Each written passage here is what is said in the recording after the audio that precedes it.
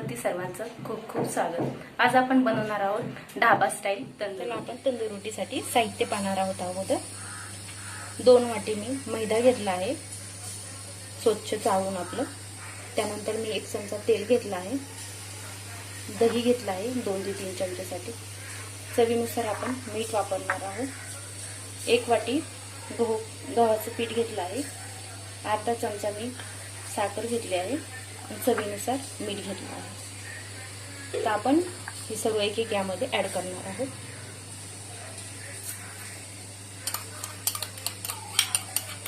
मीठ आपण चवीनुसार टाकणार आहोत। त्यानंतर आपण साखर,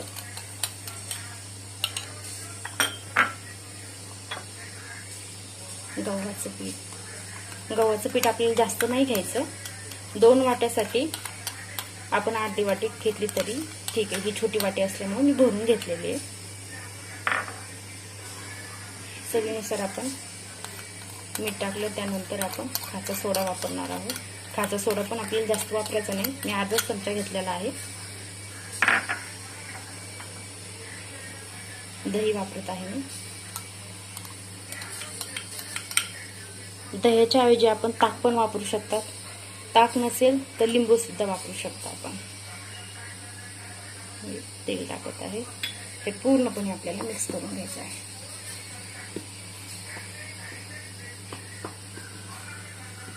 पूर्णपणे मिक्स केल्यानंतर आपल्याला थोडं पाणी ऍड करून आपण कणिक मळणार आहोत। तिचं कणिक मळत असताना आपण जेव्हा आपण पोळी वगैरे करतो तशाच प्रकारे आपल्याला कणिकेचं मळायचं आहे।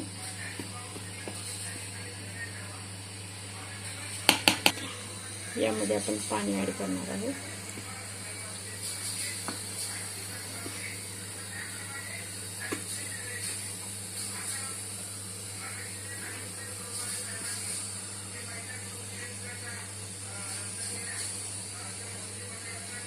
व्यवस्थित आपल्याला पूर्ण अगोदर मिक्स करून घेतल्यानंतर मळायचे।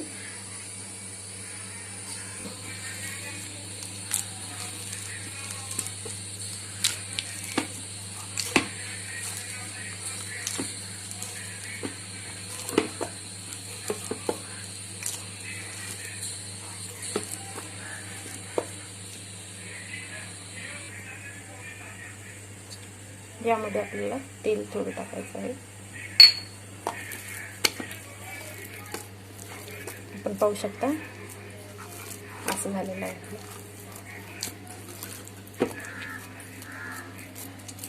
आपल्याला एक 10 ते 15 मिनिटासाठी आपल्याला हे भिजत घालायचं आहे। 10 ते 15 मिनिटानंतर आपण तंदूर रोटी करायला घेणार आहोत।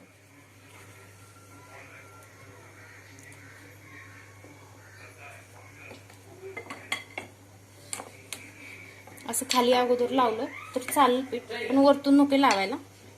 पीठ लावण्यासाठी मैदाच वापरत आहे, गव्हाचं नको वापरायला, आपल्याला मैदाच वापरायचा आहे।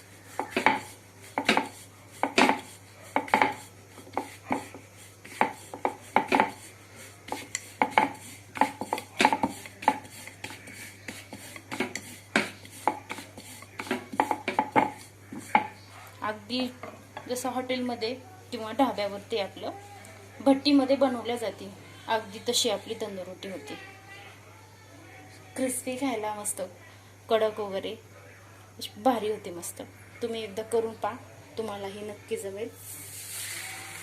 टाकता वेळेस आपल्याला घडी पडू द्यायची नाही, सॉफ्ट हाताने एकदम टाकायचे। घडी पडले की आपले ते एक साईडला कच्ची राहील आणि व्यवस्थित होणार पण नाहीये। ही बाजू पूर्ण आपली तव्याला चिटकली पाहिजे, अशी आपल्याला टाकायची आहे।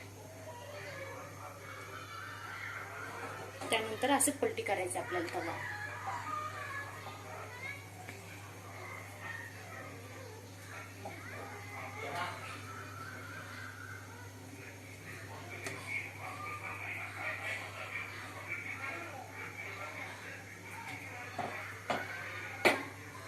आपण बघू शकता मस्त आपली रोटी झालेली आहे।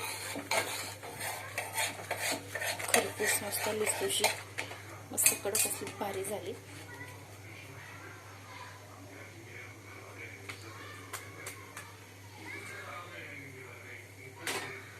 आपल्याला ही रेसिपी आवडली असेल तर माझ्या चॅनलला सबस्क्राइब करा, लाईक करा आणि शेअर करा। कमी टाकायला विसरू नका.